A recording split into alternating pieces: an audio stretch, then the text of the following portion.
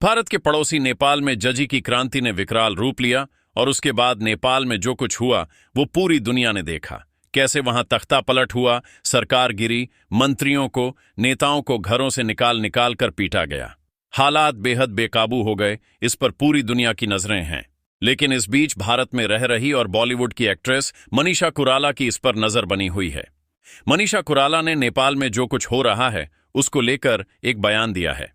मनीषा कुराला को आप बॉलीवुड की कई फिल्मों में देख चुके होंगे, लेकिन इस बार उनका एक अलग अंदाज सोशल मीडिया पर नजर आया।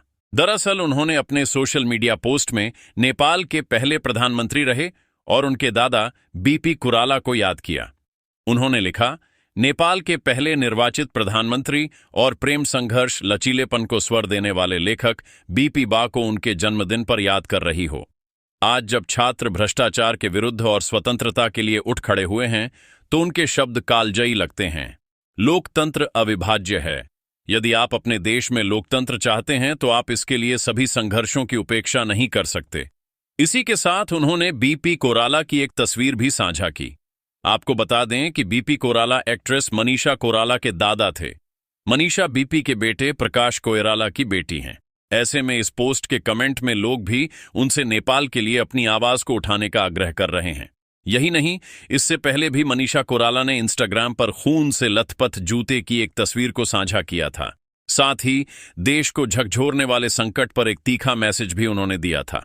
हालांकि यह मैसेज उन्होंने नेपाली भाषा में लिखा था कि नेपाल का आज का दिन काला है। जब भ्रष्टाचार के खिलाफ आवाज उठाते युवाओं की मांग का जवाब सरकार गोलियों से दे रही है। नेपाल में जो हालात बिगड़े उसमें राजधानी काठमांडू समेत कई इलाकों में आगजनी, तोड़फोड़ और पथराव की घटनाएं सामने आईं।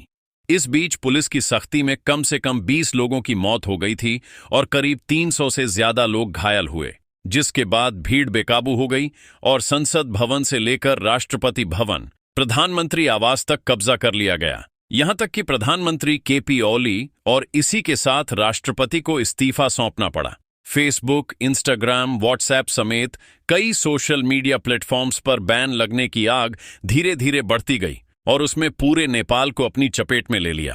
पहले से बढ़ते भ्रष्टाचार की वजह से गुस्साए आम लोग सरकार पर कहर बनकर टूटे और जो तस्वीरें नेपाल से सामने आईं वो दिल को दहला देने वाली थी।